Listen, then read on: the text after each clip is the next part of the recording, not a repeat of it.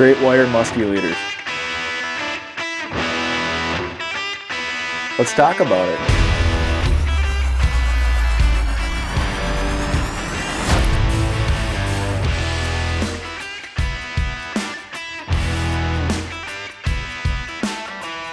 What's going on, guys? Welcome to the channel, and if you're new here, thanks for tuning in for the first time. So about a day ago, I put a poll on my Instagram story asking if I should do a video on how I go about making my musky and pike leaders, and the results were a pretty resounding yes, we should do one. So we're gonna whip one together here tonight pretty quick, hopefully.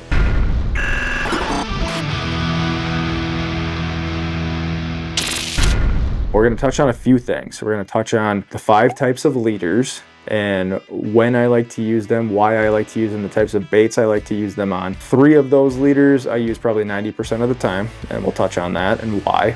We're going to talk about all the different tools we're going to need to make our own leaders, and we'll briefly touch on crimps versus twists. We're also going to touch on the different components we need to make these leaders, and then we're going to actually get into building a couple of these leaders. We're going to make one with a swivel and one without.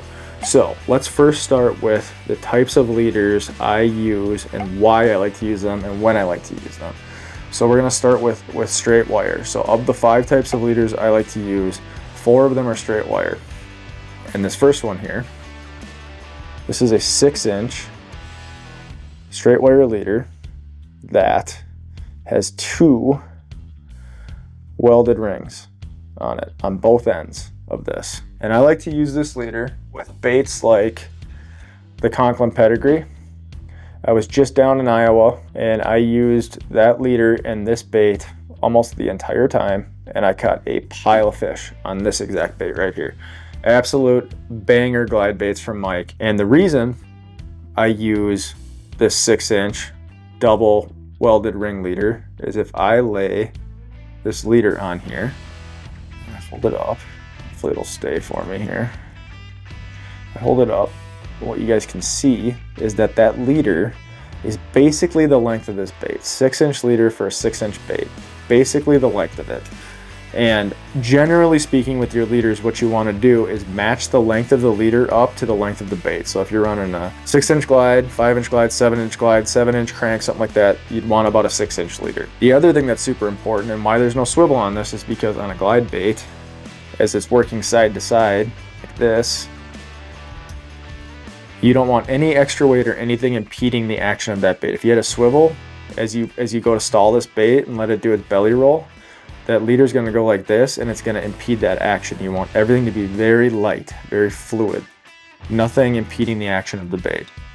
So that is a leader that I would use with small walk the dogs.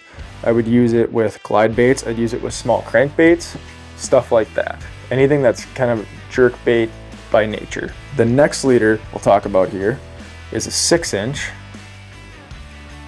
This is a 6-inch straight wire leader with a swivel on one end and a welded ring on the other. Okay, so what I'd use this with is anything that creates a vortex or a rotation. So that is primarily bucktails, right? This is a 7/8 Hunsey tail banger here. Awesome bait. This is the bloody nickel color that you can get at Team Rhino or directly through Hunsey tail that we used on Eagle last year and absolutely crushed fish on it. The reason we're using a swivel with that is because those blades create a vortex and it'll create line twist. If you don't have a swivel on there, that allows your leader to flow freely.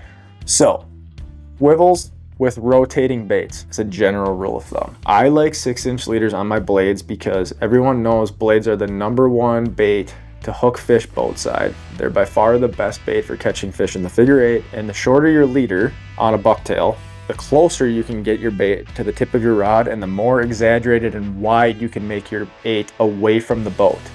If your rod's going like this and you got a 20-inch leader, your bait's going to be back here. It's always going to be trailing and it's going to cut your corner short, whereas if it's tighter to the rod tip, it'll exaggerate the width of your 8. And also muskies just generally don't headhunt bucktails to the point where you need a longer leader to protect your bait. And because it's in a straight retrieve motion, the leader is never ending up on top of the bait like we'll talk about here in just a second. So those are the first two. Maybe just real quick, the first one we touched on, the 6-inch one, I'm using that in very small applications, gliders, stuff like that. I don't throw a ton of gliders. I'm more of a fast power fisherman than a finesse fisherman, depending on the time of year. So that's mostly a spring and fall leader setup for me. The bucktail one gets used year round, and then this leader also gets used year round. So this is a 9-inch or so double welded ring leader, no swivel. I use this leader on baits like this 9-inch suic right here, 10-inch suic, 12-inch suic, stuff like that. 9-inch ridgeways, depending on how I'm working the bait, I may use a 49 strand wire for those, but crankbaits, stuff like that, anything jerk bait style that isn't pull pause, that's got more of like a snap to it or a tug to it than a long sweep or a long pull or a hopping action, that's what I'm using this wire for. So again, this straight wire leader is about the length of that bait, right? So straight wire, no swivel on baits like suics, cranks, other jerk baits in that general range. Then sometimes your bait just doesn't, it gets finicky when you don't have a swivel on it. So I also will use, and you guys have probably seen this in some of my underwater footage, a 9-inch leader with a swivel. Welded ring on one end, swivel on the other. So sometimes suics can be finicky on leaders that don't have a swivel. The swivel will just sometimes give it a little bit more fraying motion. Plus, if I'm trying to work the bait deeper, I will run the swivel. It'll help pull that leader down on the pause, and it'll also exaggerate the rise on a suic. So there's certain applications to use it, but general rule of thumb, you could use this 100% of the time, or you could use it without the swivel 100% of the time on baits like that. I'm probably getting a little bit too technical in terms of when to use leaders with baits for the purposes of this conversation, but those are the first 4 leaders that I'm using throughout the year. The last one here is let's see if I can get everything in picture here. This is an 18-inch 49 strand wire leader, flexible.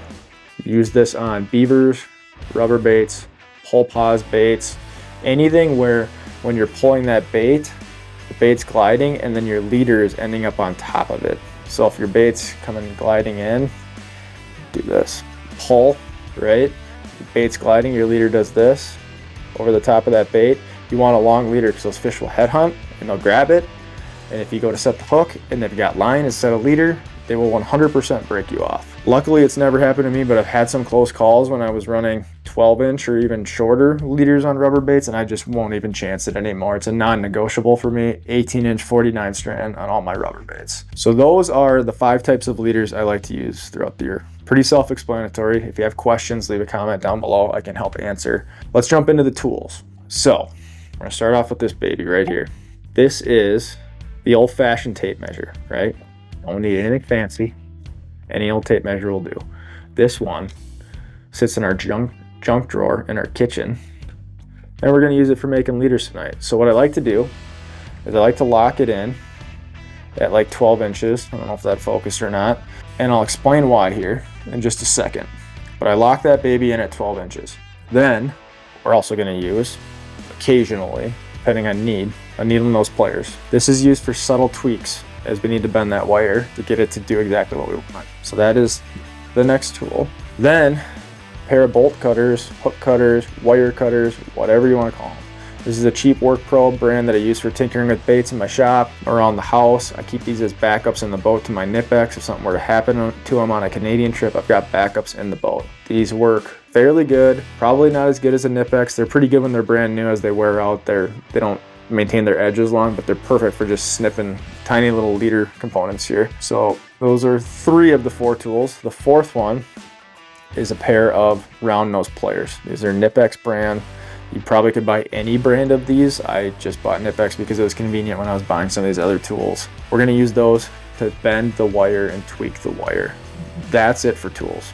Very simple. Most of the stuff you guys already have. If we were doing crimps, we would need a crimping tool. And depending on your sleeve and the type of leader material, you're gonna use a different sleeve and a different crimping tool. This is where it gets more technical. For purposes of this, we're gonna keep it simple. we're gonna go with a twist, a Haywire twist it's called, which isn't technically the actual Haywire twist for the back of the AFW tooth-proof wire bag here that we're gonna look at in just a second, but it's sufficient for musky purposes. You buy a stealth, tackle, straight wire leader, they have twists on all of them. So that's it for tools. I am experimenting with crimps. If you saw my Instagram story, I had all those leaders were crimped last night. And I don't feel comfortable doing a video on crimps until I've had a full season of testing them. I'm actually gonna do some tests at home to make sure that the crimps won't fail, that the line will break before the crimps fail, before I even consider putting them on a bait. So if those work out well and I'm happy with the product, I may do a video on that next spring because I think those are actually easier to work with than the Haywire twist here. The Haywire twist is straightforward, it's simple, but it's a little bit more work in my opinion. So let's get into the components here. First component, most important component. This is AFW tooth-proof stainless steel leader wire. And this is number 12, 174 pound. Hopefully that'll focus for you guys and not look at me.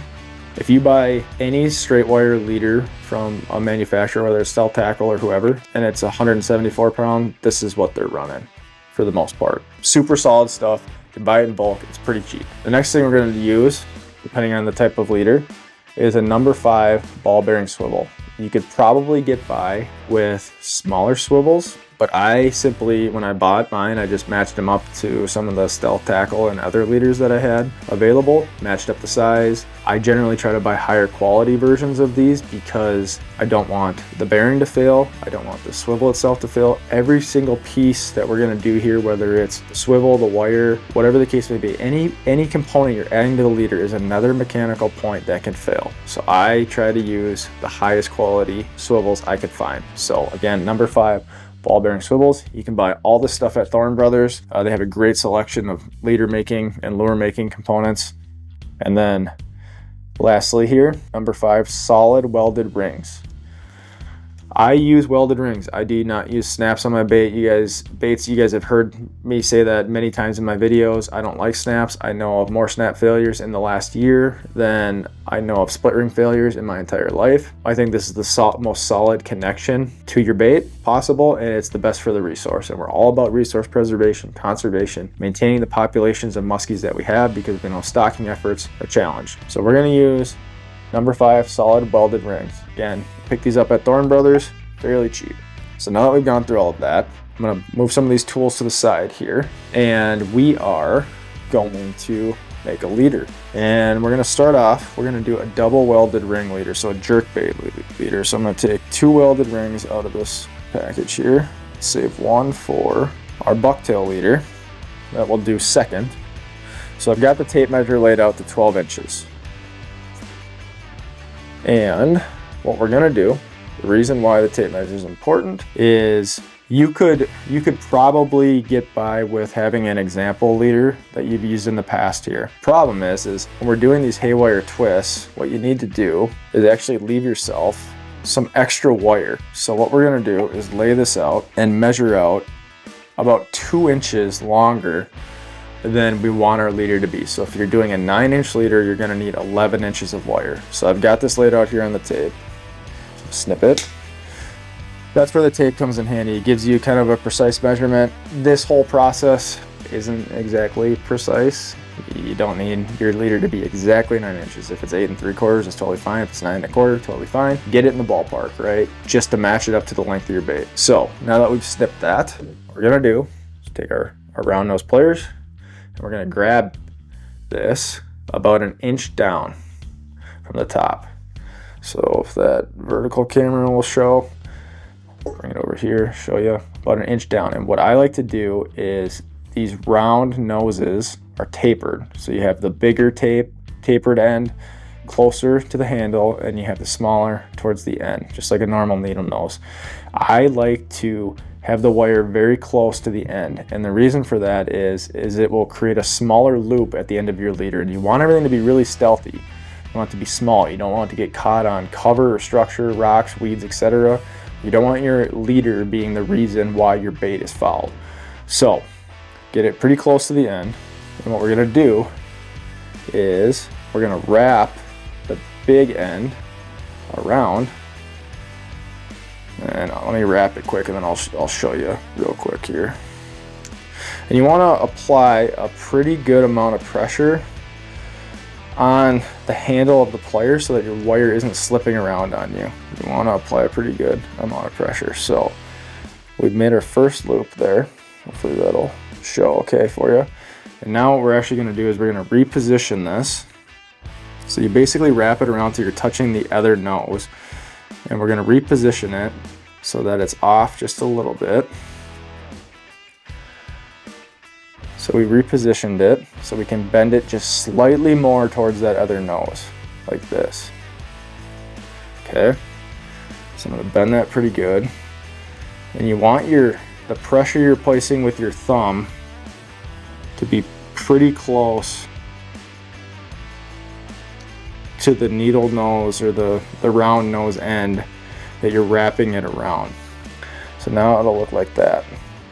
Now what we're going to do is bend the smaller one out just a little bit back towards, hopefully that'll focus on this and not me, back towards, almost parallel with the bigger piece of wire. Now what we're actually going to do is switch this over to the other nose on the pliers. So now we're on the other nose. Hopefully you guys can see that okay.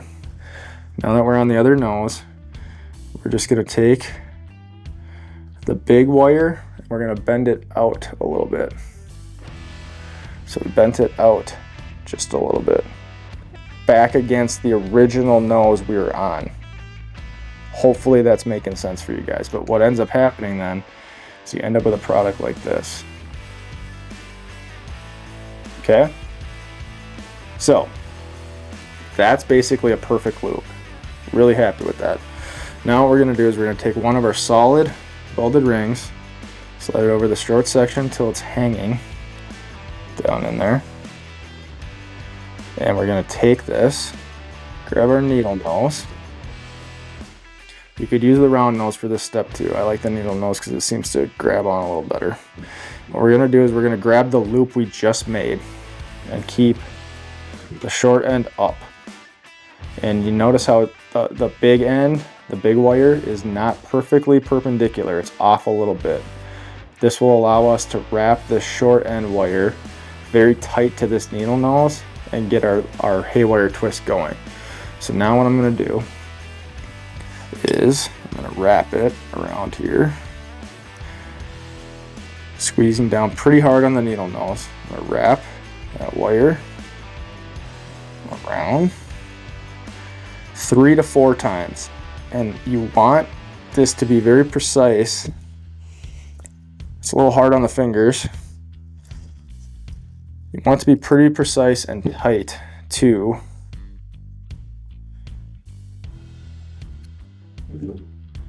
the coil next to it as you're wrapping it. So hopefully y'all can see that okay. Tight to the coil next to it. Okay, we have a little bit of a tag end. That'll be the last step we're going to deal with. We'll snip the tags at the very end. So that's one end of this. Done. Pretty straightforward, right? Now, this next step is super important on leaders that do not have swivels. What you want to do is grab it so that you're kind of holding the loop we made flat like this. And what you're going to do is you're going to run this down. And it's probably focusing on my face and not this. I'll explain in this in just a second. And you want to grab it so that I'm holding that flat.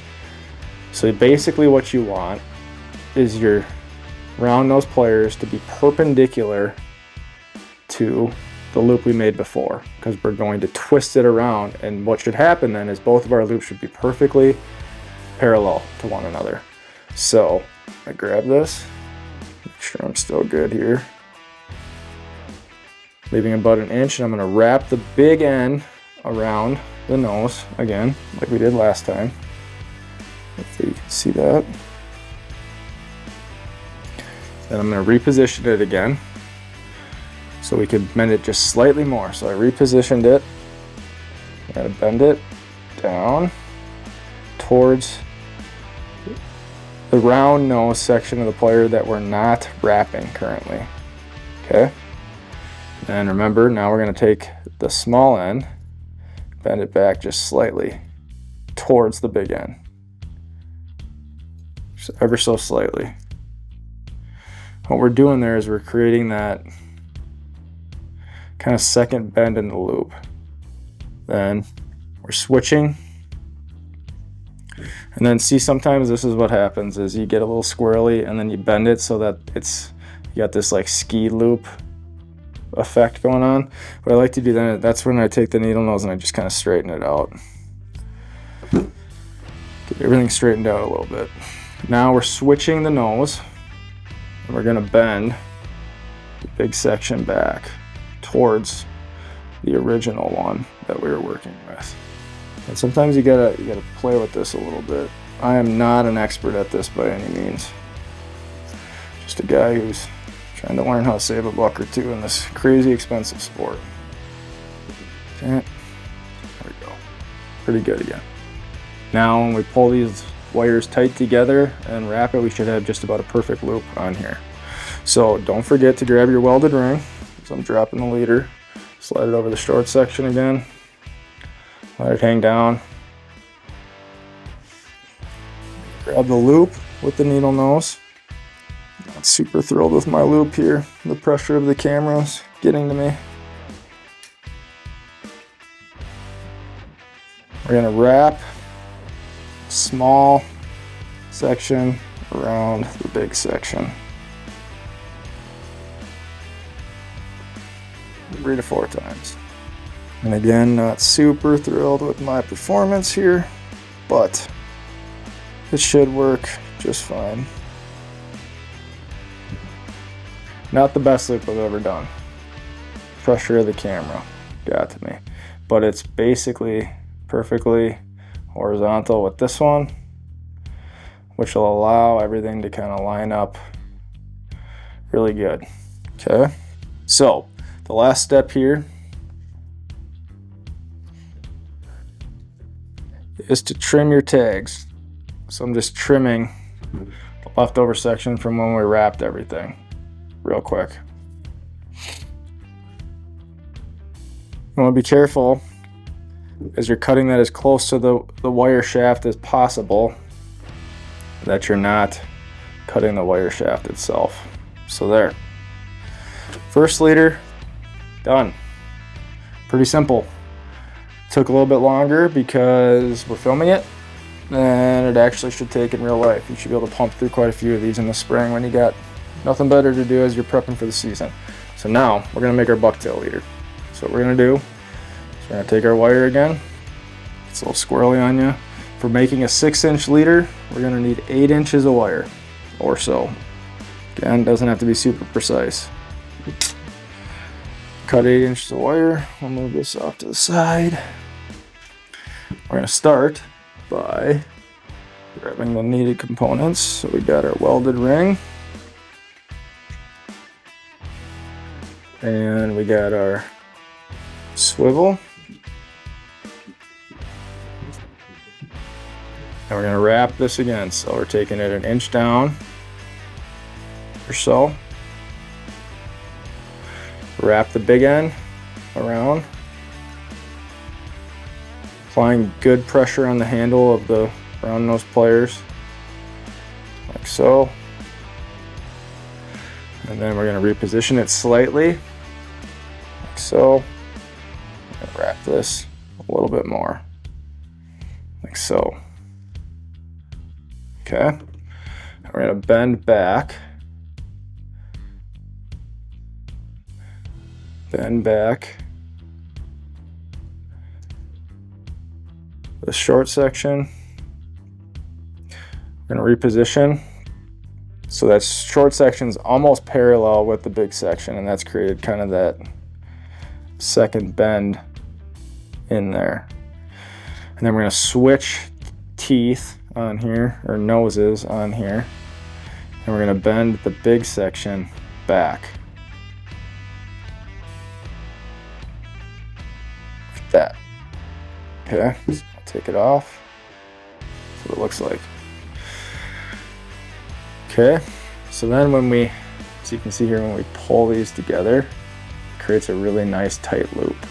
So once we squeeze those together with the needle nose and then wrap it, it'll create a really nice tight loop. So now on the swivel, this is very important.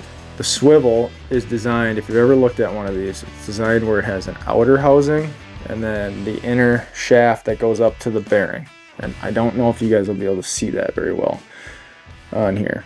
Doing the best I can. But basically this inner shaft spins inside the bigger shaft. What you want is that inner shaft towards your bait. So the inner shaft connects to the leader and your line ties here on your swivel that goes to your rod and reel. The reason that's important is because now the water moves this direction. If this was the opposite, it would be pushing water inside the bearing itself, which will lead to resistance and potential failure of the swivel sooner than desired. So you want basically the water to go over the outer housing and past it without ever entering inside there. It's obviously going to enter inside there once you submerge it, but this should help extend the life of your swivels by doing it this way. If you look at any production leader, that's how they're all made. So now that I've got that on there, the proper direction, I'm going to squeeze that loop we made with our needle nose. And again, we're going to keep the long section not perfectly perpendicular to the needle nose. And we're going to wrap that wire as tight as we can get it. Okay.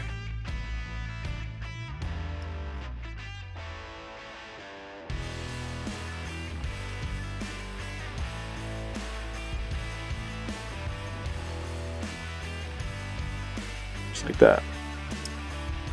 Pull it off. Got a pretty dang good loop on there. Not perfect. Like I said, I ain't an expert, but it's good enough. Okay, so we got our swivel on that end. Now we're going to do the same thing on this end with the welded ring. Grab it about an inch close to the end of the pliers. Squeeze down pretty good on the pliers. Wrap it around. Reposition it. Wrap it a little bit more. So it's almost like that. Grab this and bend it back just slightly, like that. The small end bent back. Switch noses. Switch noses. Bend the big one up. So you guys can see that okay.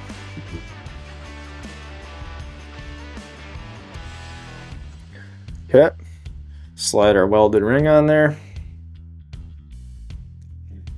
Oops, dropping stuff here.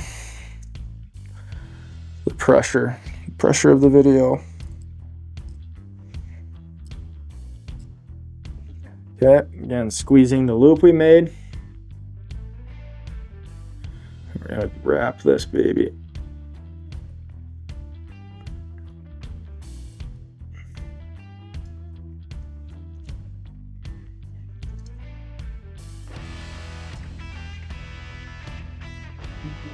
So 3 to 4 times, left with a little bit of a tag, which is fine. We'll snip that off, but pretty dang good loop on there. Not perfect, but it'll work. And on this one, I wasn't as concerned about keeping everything perfectly horizontal because the swivel will take care of that on the bait, and we're going to be running on straight retrieve stuff. So it doesn't really matter. So we're going to trim the tags.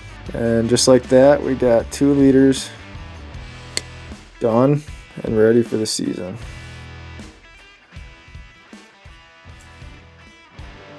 There, bucktail leader, ready to rock, 6 inches or so. Lay it down on there, 6 inches with the swivel. Perfect, money, exactly what we want, easy to do. That's it, super simple. hopefully you guys took something away from this. If you found it useful, leave a comment down below. If you do things slightly different, let me know down in the comments. I'm always willing to learn as I'm kind of figuring this out. And then hopefully as we test out the crimps this season and whatnot, we'll have something good to report back. I think those are a little bit easier to do once I'll have them dialed in. There's less steps. You don't have to wrap the wire. You just make that loop and slide your sleeve on and crimp it. But yeah, thank you guys so much for watching. Hopefully this was helpful. That's all I got for you tonight. We'll catch you on the next spot.